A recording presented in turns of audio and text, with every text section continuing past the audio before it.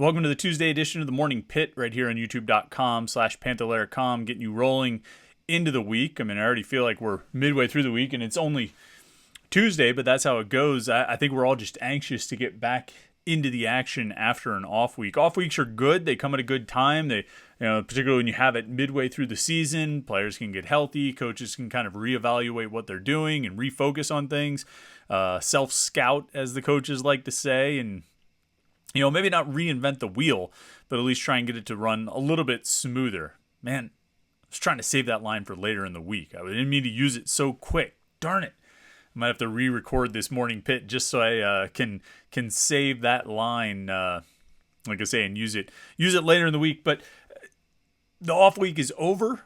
Back into the game week now as Pitt counts down to Saturday's primetime game at Louisville. And for some reason, this team keeps getting stuck in prime time with these 8 o'clock games. West Virginia was like a 7:30 kickoff. Western Michigan was like a 7 or 8 o'clock kickoff. Georgia Tech was like a 7 or 8 o'clock kickoff. Now, this week at Louisville is an 8 o'clock kickoff. And then the game after that at North Carolina, an 8 o'clock kickoff, which works well for those of us who have a trunk or treat event on Saturday, October 29th, but doesn't work quite so well when you're trying to get to bed at a reasonable hour. We'll still be doing the live Panther-Lair postgame after that one in a few weeks. God willing that we all make it for 2.5 more weeks, or another week and a half, or however long it might be.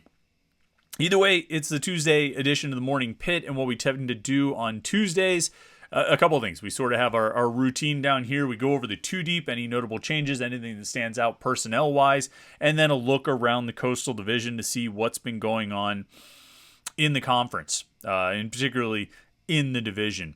And when it comes to the two deep, no changes. I mean, it's basically the two deep that you saw, heading into the Virginia Tech game before the off week. But, in sort of classic Pitt and Pat Narduzzi fashion, the two deep has no changes, but there's a pretty big change that needs to be made. Carter Warren still listed as the starting left tackle on the depth chart this week. Carter Warren out for the season, Pat Narduzzi announced on Monday. A disappointing end for the super senior offensive lineman. Originally came in the class of 2017 with Kenny Pickett and Paris Ford and those guys. Some of these other offensive linemen with Owen Drexel and Gabe Hoy came in that group. Of course, there were some other guys. There was Jerry Drake was another offensive lineman in that group. There were 3 tight ends in that class. If you recall, Grant Kerrigan, who made it at least 4 years, I think, at Pitt. Tyler Sear, who didn't make it quite so long. Charles Reeves, who made it even less time. But either way, I digress. Carter Warren, his season's over. He left the Rhode Island game, I think, with an injury. He only played about 30 snaps that day. He started the first 3 games of the season at left tackle. Left the Rhode Island game with an injury. Didn't play against Georgia Tech. Didn't play against Virginia Tech.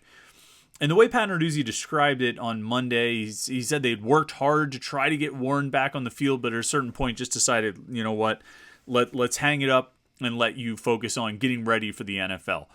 Carter Warren's out of eligibility. This is his 6th year. He came back as a super senior to use the COVID year to come back and play, and he was a big part of the excitement and enthusiasm about the returning offensive line. When you had Carter Warren and Marcus Minor and Owen Drexel and Gabe Hoy, all guys who had finished 5 years of playing, and could have gone to the NFL, and they decided to come back and play that 6th year, in addition to Jake Cradle being there as a 5th-year senior.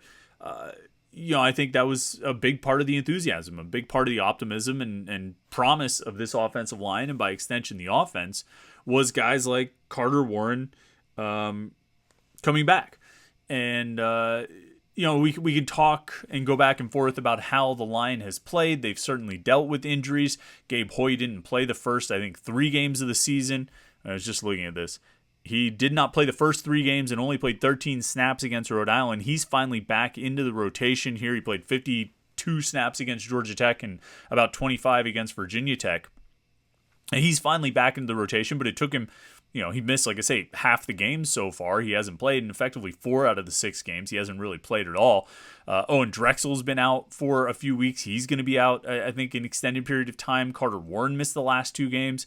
And I think we talked about this on recent, episodes of the Morning Pit. We talked about Last week, I think, or maybe the week before, we talked about the injuries on the offensive line and how, as we evaluate the line and how they've done run blocking and pass blocking, we have to take those injuries into consideration because, all the hype and excitement for those four guys coming back of Warren, Minor, Drexel, and Hoy, there has not been a single snap this season with all four of them on the field together. Now you had three. You had Warren, Minor, and Drexel for the first few games, but you never had all four of those linemen together on the field at one time. And so it's not entirely an excuse because, they still, like I say, you had most of them out there and, you should be able to count on Matt Gonsalves to play better as the fill in at right tackle. But at the same time, I don't think you can completely ignore the impact it might have had to have those guys miss the time that they've missed. Either way, Carter Warren's not coming back. And when you look at what they're going to do going forward, with Warren out of the lineup against Georgia Tech and Virginia Tech, Branson Taylor, the redshirt sophomore, got the start there. And he's played a lot of snaps. He's played like 100 and some snaps over the last two games, all at left tackle.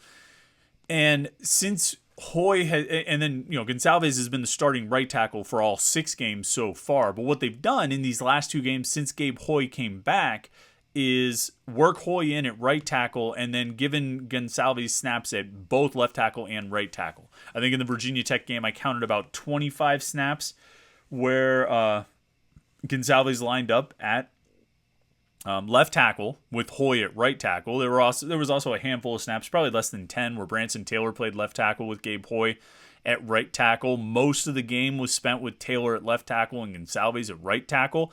And I think what you're going to see going forward, assuming Gabe Hoy is healthy and continues to progress, I think what you're going to see going forward is Taylor at left tackle, Gonsalves at right tackle as your starters, and then basically what you saw against Virginia Tech, where Gonsalves rotates and swings kind of between the left tackle and right tackle to get Hoy on the field. And it's sort of a mix of those three, with Hoy playing almost exclusively right tackle, Taylor probably exclusively left tackle, Gonsalves playing a little bit of both. And then if you run into trouble, if you really get into a situation where you're down another man and you need someone else to come in, Ryan Baer is that next guy off the bench. Ryan Baer is that next guy who comes in at left tackle, I think. And I imagine when they update the 2 deep next week, it's going to have Branson Taylor as the listed starter and Ryan Baer, the 4-star freshman, as the backup.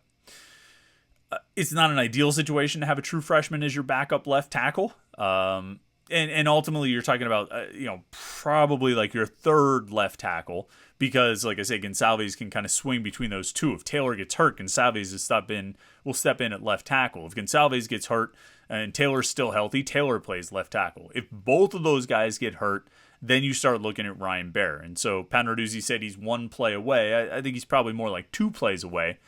But he's a talented freshman and a guy that they talked about a lot during spring camp when he enrolled early and then also in training camp. But, they talked about the expectation being that Ryan Baer would get on the field. That has not happened so far, I don't think. I don't think he's gotten any snaps. Let me just check real quick to make sure of that. Look through the notes. I should have. He has not played in a game this season. I didn't think so, but I just want to make sure there wasn't like a late snap against Rhode Island or some special team snaps or something like that. He hasn't been on the field yet. You would think if they get an opportunity to, they will try to work him in there. But then, obviously that's not the ideal situation to have a freshman left tackle unless you have a game well in hand. And I'm not sure how many of the games the rest of the way are going to be well in hand enough to get Ryan Baer some work. Disappointing for Carter Warren, though. Disappointing for his season and his Pitt career to end this way. But kind of the silver lining to the dark cloud that has been the offensive line injuries so far has been all the reps and experience that some of these other guys have gotten. So like I said, Branson Taylor's played like 100+ snaps over the last 2 games. Matt Gonsalves has started 6 games so far playing right tackle. Jake Cradle's getting work at center. I know it's opening up the opportunity for Blake Zabovic to work in at right guard. And then left guard Marcus Minor's been pretty reliable and has played, I think, every snap. And if he's missed any, he hasn't missed many.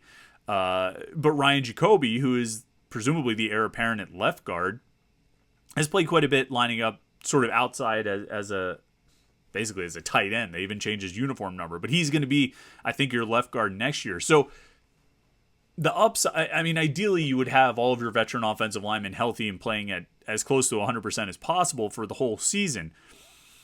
If you start losing guys, the one upside is that you're going to get reps for those younger players, the guys you're going to count on next year. Because I think that was sort of a lingering concern for Pitt fans, particularly after Warren and Minor and Drexel and Hoy all announced they were coming back. One concern was, oh man, that's sort of kicking the can down the road of getting younger players ready, that it's going to be, another year. You're just going to have to break in new linemen next year since all these guys came back this year. Well, turns out you're going to get all of those guys snaps this year. Branson Taylor is going to be an experienced offensive lineman, an experienced left tackle next season. Mackin-Salves is going to be an experienced right tackle next season. Blake Zabovic, assuming he comes back for a sixth year, is going to be an experienced right guard next season. Jake Cradle, assuming he comes back for a sixth year, will be an experienced center in 2023. And so that's the upside there of these injuries. You don't want to say, well, it's a good thing they got hurt. You would prefer to have Warren, Minor, Drexel, Cradle, Hoy as your starting five, because that group did pretty well last year. But if you're not going to have that, you can at least look for the upside, being that you're getting extra reps for some of those less experienced offensive linemen.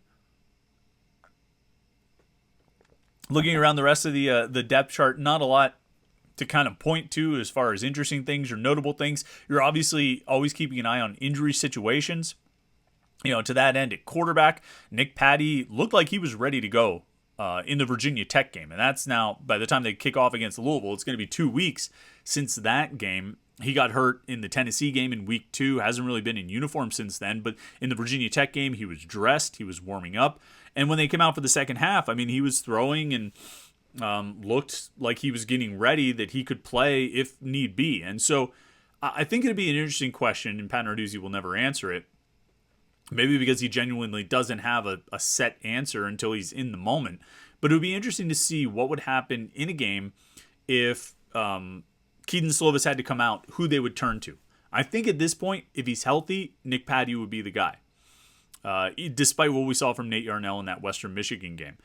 I mostly understand that. I think you want the experience. You want to make sure, somebody who can, knows the offense and is comfortable on the field. But I'm still just as intrigued as everybody else with Nate Yarnell. So I wouldn't mind seeing him out there.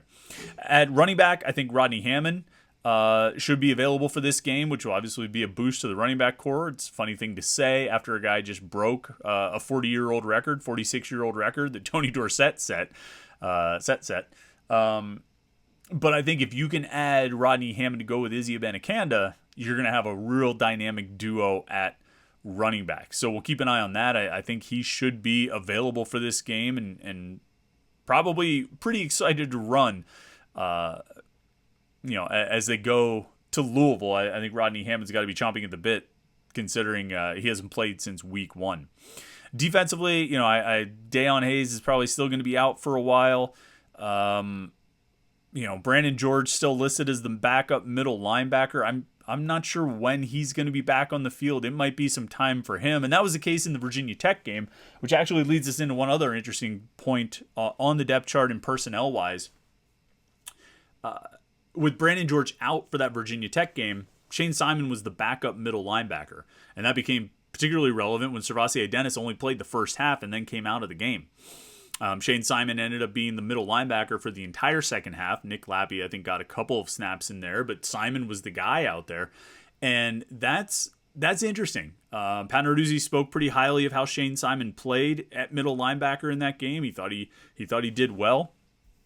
And he said the coaches liked what they saw out of Shane Simon. And I asked, the question, does that make you think about putting, did he do well enough to stay there? Not permanently, but to play more snaps in the middle and give Servassier Dennis a chance to play outside, where I think, there's a real opportunity for playmaking there, whether it's at star or money, and I think he can do either one, and I think he's well suited to do both.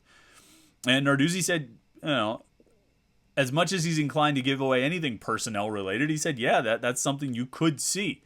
And so if they're right, if Shane Simon did play well at middle linebacker, it would be really interesting to me to see a lineup with Simon, Bengali Kamara, and Servassier Dennis. I think Servassier Dennis has been a playmaker from out at the outside linebacker position when he's gotten an opportunity to work out there. He's been a middle linebacker for the last couple of years because they needed someone to be in that position. But he can make plays outside. And I think, Bengali Kamara, I think, continues to progress after a slow start to the season. And I think if you put those two guys around Shane Simon, we'll see how they communicate and how they do, in run defense and all of that. But I like that combination. I think it'll be exciting to see Servassier Dennis working in space again and working outside. And I think you could get some big plays, whether he's rushing the passer or dropping into coverage, playing against the run. So that's an interesting one to keep an eye on. I would still expect your starting lineup at linebacker to be Servassier Dennis in the middle with Bengali Kamara and Shane Simon outside. That would be my guess. And then they would just sort of move them around. But who knows? If Simon has a great week this week at middle linebacker, maybe they open the game at Louisville with him in the middle and Servassier Dennis playing outside. So that's something we'll keep an eye on going into this game. And maybe one of the more interesting personnel notes. If I had to rank the things I'm most interested in seeing this week at Louisville in terms of personnel, it would be Rodney Hammond's usage, how they mix and match these running backs, and if they're both on the field, and if they do some different things to try and get the ball to them. And then also the linebackers and how they line up and where Shane Simon plays and where Servassier Dennis plays and just kind of what kind of combinations the coaches look to get on the field in the middle of the defense. And I think that'll be really interesting. Of course, on Tuesdays, we also take a look around the Coastal Division. And there were only 2 games in the Coastal this week. Carolina played at Duke. And Miami was at Virginia Tech. And those 2 games, one was exciting. And one was a little bit let's say less than exciting. We'll start with the one that was less than exciting because I think it's still really interesting. And that was the Miami-Virginia Tech game. Miami won 20-14. Tyler Van Dyke threw for 351 yards and 2 touchdowns. In the last 2 games, since he got benched against Middle Tennessee, Tyler Van Dyke has thrown for 838 yards, 5 touchdowns, and 1 pick in the last 2 games. He threw for 496 2 weeks ago, and then he threw for 351 or not 496, forget what the number was. Either way, he's thrown for 838 in the last 2 games, 5 touchdowns, 1 interception. He's completing 68.9% of his passes. So whatever concerns we had about Tyler Van Dyke in the Middle Tennessee game seem to have been alleviated, or at least he's just playing at a really high level right now. Of course, in those 2 games, Miami's 1-1. They lost to Carolina, and then they beat Virginia Tech. So it's not like that's been a cure-all for Miami's ills. But certainly they are in a better position if Tyler Van Dyke plays well than if he struggles like he was doing, like I say, in that Middle Tennessee game. No Henry Parrish, so we have no update on the former Pitt running back commitment there. Remember, Parrish was committed to Pitt over the summer of 2019. At the same time, Izzy Abanikanda was committed to Pitt. Pitt was going to take 2 running backs in that class. They were going to take Abanikanda and Parrish. Parrish ended up going to Ole Miss and then transferred to Miami, where he started off strong, but really kind of has fallen off, and he's been hurt, so he didn't play on Saturday at Virginia Tech. However, there is a Pitt recruiting connection there that did have an impact. It's Colby Young. Now, this was like a hot minute type of thing. It was in June. I mean, there's always lots of recruiting activity in June, and it was June of this year. So it was just a few months ago, whatever, 4 months ago. You might remember Colby Young was a wide receiver, and he was at Lackawanna College. I think he was at Lackawanna. I forget. He was in junior college. I think he was at Lackawanna, and he was looking at schools. And Pitt was the school he was considering. Tennessee was the school he was considering. I think Miami kind of was in the mix there. And he was this big playmaking wide receiver. I forget where he was from. Binghamton or someplace like that. And it was enticing for Pitt because he was a big, like I say, a playmaker, a wide receiver with great size. And so he was like, oh, this guy could come in and be a real boost coming out of the junior college ranks.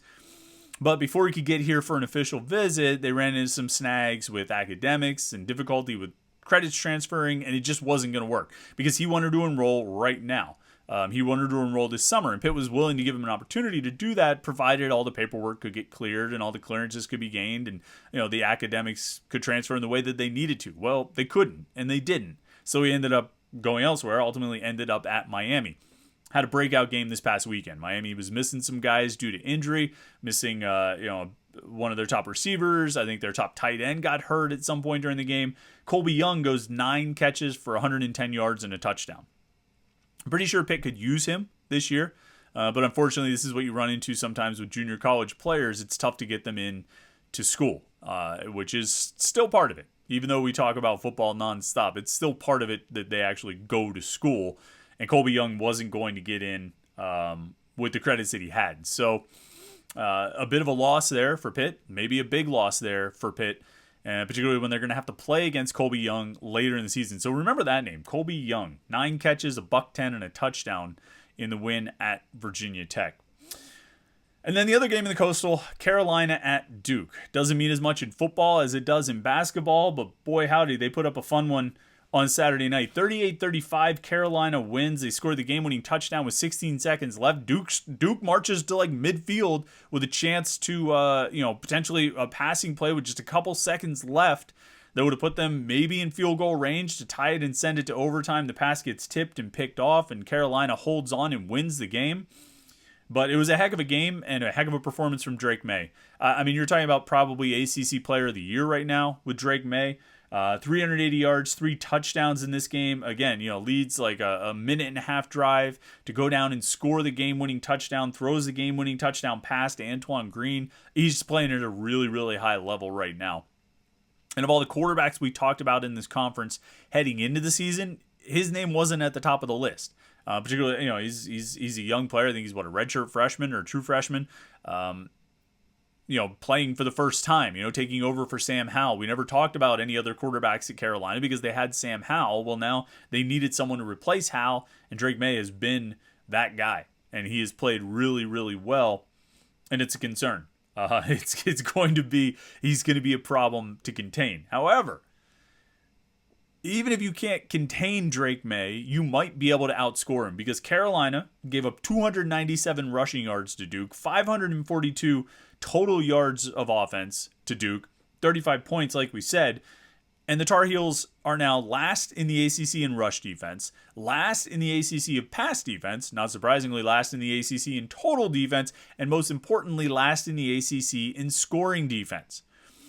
And there was a part of me that said, well, they are worst defense in the conference. And then you look at the conference stats, and they're not quite so bad. They've been better once they got into ACC play.